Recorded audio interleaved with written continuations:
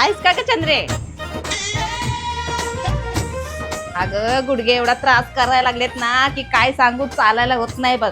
असं वाटायला लागले माझी शेवटची घटका भरली काय आताच. राहू दे ग मंगल, गेल्या 30 वर्षापासून तीच तुझी शेवटची घटका चालू आहे. अगं खरंच ग, डॉक्टरांनी सांगितलंय की माझ्या शरीरातलं कॅल्शियम संपलंय बघ. कॅल्शियम नाही संपलं, तुझ्या डोक्यातलं ज्ञान संपलंय. गप गप. बरं काय आज जरा जास्तच चमकतेस. बरं काय फेरन लवली लावलीस की काय? वाय, तुझ्यासारखं म्हातारपणात भूत बनून फिरू काय? पावडर जास्त लागली काय? तुला तर माहिती आहे मला मेकअप करायची सवय आहे.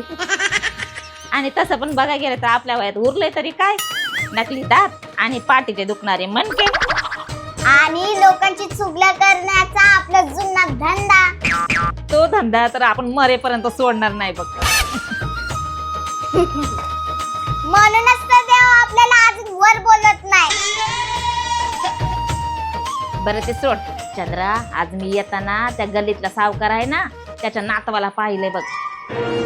मग काय बोलत होता तो पैशाचा फुगा?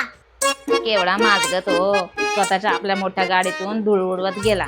रस्त्यातल्या गरीबाला साधा नमस्कार सुद्धा नाही केला बघ.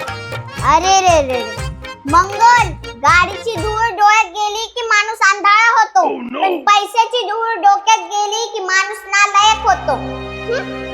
अगदी बरोबर आहे बघ चंद्रे. स्वतःकडे 4 पैसे आले की लोक स्वतःला पण देवापेक्षा मोठं समजतात बघ. पैसा काय मंगल, आज हाय उद्या नाही, पण माणसातली माणुसकी कायम टिकते. पण चंद्रे, आजकाल हे जग पैशावरच तर चाललंय ना. पैशाने महागडी औषधं विकत घेता येतील, पण पैशाने आयुष्य विकत घेता येत नाही. हे मात्र अगदी बरोबर आहे. पैशाने मऊ पलंग घेता येईल ग, पण शांत झोप विकत घेता येणार नाही. मग चंद्रे, माणसाजवळ कुठली संपत्ती असायला हवी ग? माणसाकडे संपत्तीपेक्षा नम्रता आणि आपुलकी असायला हवी. जितकं झाड फळाने भरतं तितकी त्याची फांदी खाली झुकते बघ. वा मंगल, अगदी खरं बोललस. माणसाचं पण असंच असायला हवं. पण आजकाल लोक श्रीमंती बघूनच माणसाला मान देतात का नाही?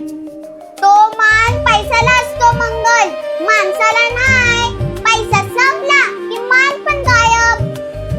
मंगल ऐक, शेवटच्या प्रवासात अंत्ययात्रेला 4 खांदे माणुसकीनेच मिळतात. तिथे बँकेचा पैसा काम करत नाही. चंद्रे, आज तू माझे डोळे उघडलेस बघ.